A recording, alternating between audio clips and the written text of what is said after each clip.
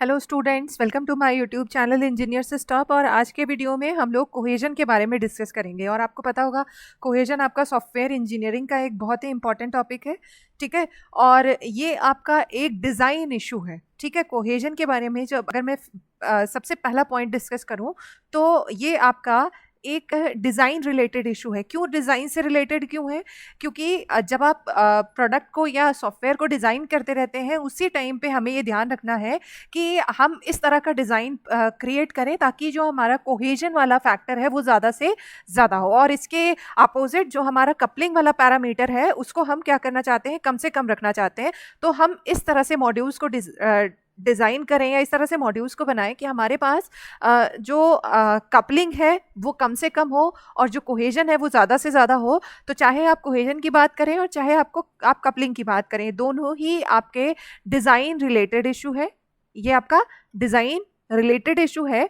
और ये दोनों कंसेप्ट कहाँ से निकल के आते हैं? तो ये आते हैं मॉड्यूलराइजेशन, जो आपका कहता है कि आप एक प्रोडक्ट को मॉड्यूल्स में डिवाइड करके रखिए, ठीक है। तो मॉड्यूलराइजेशन के पार्ट है ये कपलिंग एंड कोहेजन, और ये दोनों डिज़ाइन रिलेटेड इशू है। तो अब बात करते हैं कि व्हाट इज कोहेजन। तो कोहेजन होता है, it is the degree of interdependence between the modules, ठीक है। जैसे मतलब what is the strength of relationship between the modules, ठीक है। So what is cohesion? It is a measure of the degree to which the elements of module are functionally related. Okay, तो मतलब ये आपके किसी भी मॉड्यूल के अंदर जो सब पार्ट्स हैं, जो मेथड्स हैं, जो क्लासेस हैं या जो डेटा एलिमेंट्स हैं, वो आपस में कितना और किस हद तक इंटर रिलेटेड है, ये उसकी बात करता है। तो देखिए दोनों में डिफरेंस समझिएगा।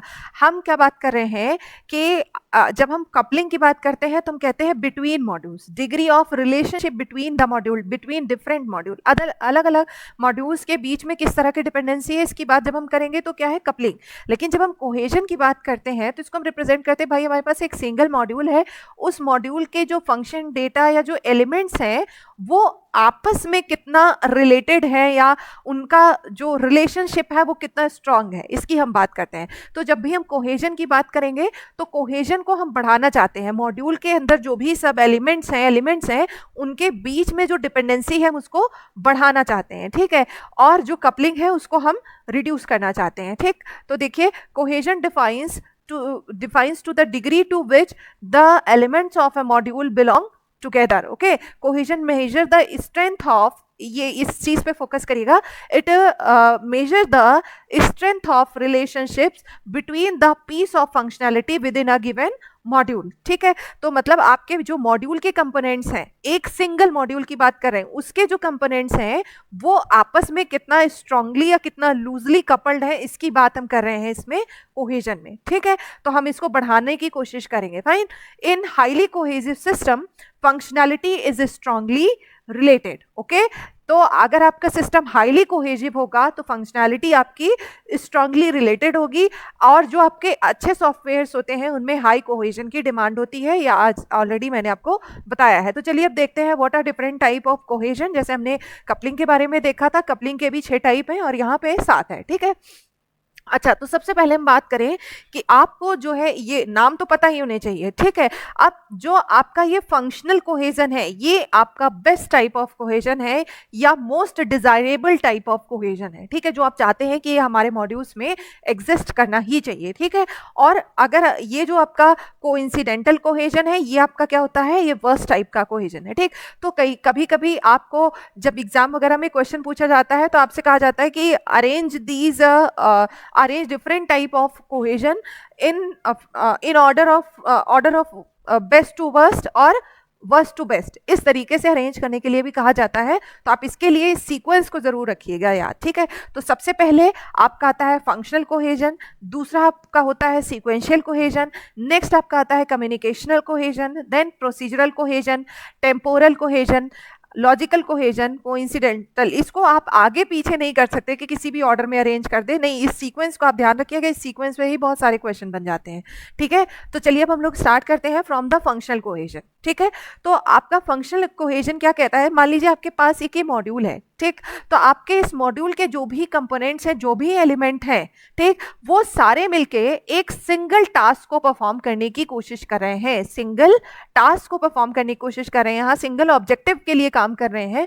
तो इस तरह का जो मॉड्यूल है उसे उसमें किस तरह का कोहेजन होगा? Functional cohesion. ठीक है, मतलब आप इसको ऐसे समझिए कि आपके पास एक मॉड्यूल है, ठीक है, इसके जितने भी सब पार्ट्स हैं वो सारे मिलके क्या कर रहे हैं? एक एक्टिविटी परफॉर्म कर रहे हैं लेक्सिकल एनालिसिस की। ठीक है, या फिर आप ऐसे कह लीजिए कि आपने एक मॉड्यूल बनाया जो आपका एक प्रोग्राम के कोड का सारा सिंटेक्स चेक कर रहा है। अब जितने भी पार्ट्स हैं इसके, है ना, कोई कीवर्ड्स को चेक कर रहा है, ठीक है, कोई फॉर्मेट को चेक कर रहा है, कोई ग्रामर चेक कर रहा है, मतलब ये सारी चीजें एक सिंगल मॉड्यूल एक सिंगल टास्क को परफॉर्म करने की कोशिश कर, मतलब इसके जितने भी पार्ट हैं या सब पार्ट्स हैं, सारे एलिमेंट एक सिंगल फंक्शन को अचीव करने की कोशिश कर रहे हैं। तो मैंने जैसे बताया कि एक मॉड्यूल है, इसके सारे एलिमेंट्स मिलके क्या एक्टिविटी परफॉर्म कर रहे हैं? Lexical analysis. फाइन, तो आप इसको रीड भी कर सकते हैं।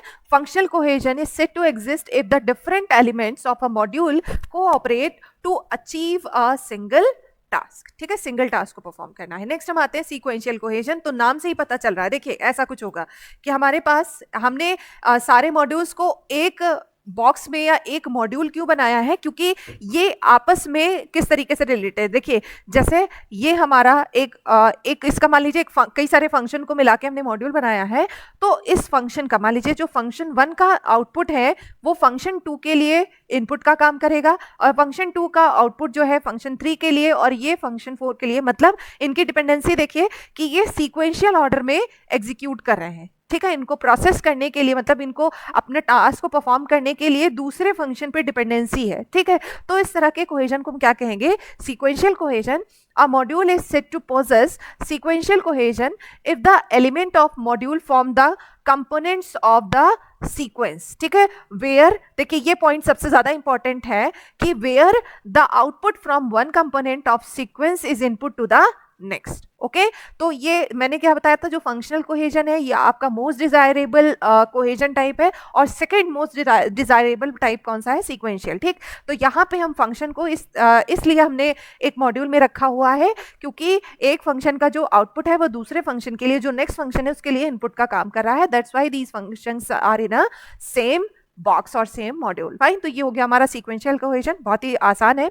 कम्युनिकेशनल कोहेजन, ठीक है, कम्युनिकेशनल कोहेजन तो इसको आप ऐसे समझिए कि अगर हमने क्या किया, हमने देखा कि हमारे पास 5 फंक्शन है, function 1, function 2, function 3, function 4, function 5 and so on, कई 4-5 फंक्शन थे। ये सारे क्या कर रहे थे? एक हमारे पास एक डेटा स्ट्रक्चर था, कोई भी मान लीजिए एक स्टैक था, या फिर हम कह रहे हैं एक एरे है। ठीक है, और ये जो सारे फंक्शन है ये एक सेम एरे पे काम कर रहे हैं। ठीक है, एरे या स्ट्रक्चर। ठीक है, अगर मतलब हमने इसलिए इन सबको एक मॉड्यूल में क्लब करके रखा है क्योंकि ये सारे के सारे क्या कर रहे हैं? एक कॉमन डेटा स्ट्रक्चर पे परफॉर्म कर रहे हैं। ठीक है, ये सेम डेटा पे प्रोसेसिंग को ऑपरेट कर रहे हैं। ठीक है, मतलब ये जो फंक्शन 1, 2, 3, 4, 5 ये सारे मिलके क्या कर रहे हैं? सेम डेटा पर ऑपरेशन परफॉर्म कर रहे हैं। फाइन, सो इसीलिए हम क्या कह रहे हैं इसको? Communicational cohesion. फाइन, तो चलिए देखते हैं क्या है। A module is said to have communicational cohesion if all task of module refer to or update the same data structure। अब वो कोई एरे हो सकता है, स्टैक हो सकता है, कोई स्ट्रक्चर हो सकता है। और अगर मैं इसके लिए एक एग्जांपल की बात करूं तो आपके पास सेम रिकॉर्ड ऑफ फाइल है। मान लीजिए एक आपने रिकॉर्ड ऑफ फाइल को अगर कई सारे फंक्शन मिलके मॉडिफाई कर रहे हैं तो हम उन्हें एक सेम मॉड्यूल में लाके रख देंगे। सो सिंपल सा आइडिया ये है कि हमें जो है हम मॉड्यूल को कैसे फॉर्म कर रहे हैं यहाँ पे कम्युनिकेशनल कोहेजन के लिए। जो कंपोनेंट्स है या जो भी फंक्शन है, जो भी एलिमेंट एक कॉमन डेटा स्ट्रक्चर पे काम कर रहे हैं, है ना, कॉमन डेटा स्ट्रक्चर पे जो भी ऑपरेशन परफॉर्म कर रहे हैं। मान लीजिए 5 फंक्शन है, F1, F2, F3, F4, F5, ठीक है। ये सारे के सारे किस पे, एक कॉमन डेटा स्ट्रक्चर पे काम कर रहे थे, तो हमने क्या किया, इन्हों को उठा के एक मॉड्यूल बना दिया। तो ये हमारा क्या हो गया, कम्युनिकेशनल कोहेजन। इन फंक्शंस के बीच में या इस मॉड्यूल में कौन सा कोहेजन एग्जिस्ट करेगा, कम्युनिकेशनल कोहेजन। फाइन।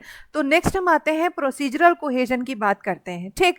तो प्रोसीजरल कोहेजन और सीक्वेंशियल कोहेजन में कई बार कंफ्यूजन हो जाता है। देखिए, प्रोसीजरल कोहेजन क्या करता है कि हम ऐसे फंक्शन को एक मॉड्यूल में रखेंगे जो एक कॉमन सीक्वेंस, मतलब हर बार सेम सीक्वेंस को फॉलो कर रहे हो, ठीक है। देखो क्या कहेगा, जैसे मेरे पास 5 फंक्शन थे, फंक्शन 1, हम 2 ही 3 लेते हैं, चलो, फंक्शन 2 एंड फंक्शन 3, ठीक।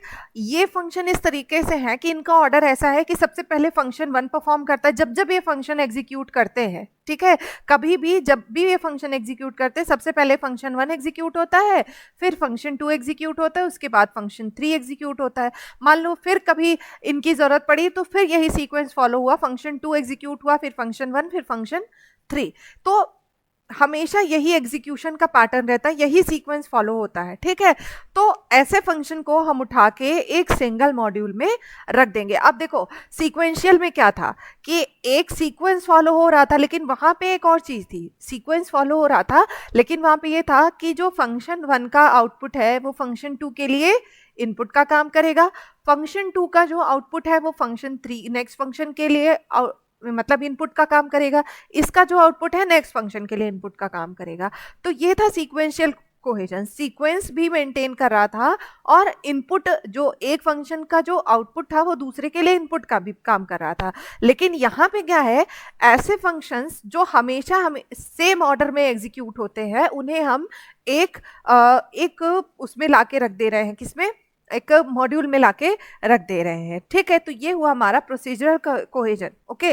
तो इसका क्या है कि when part of a module are grouped because they always follow a certain sequence of execution, यही मैं आपको बार बार बता रही हूँ, ठीक है।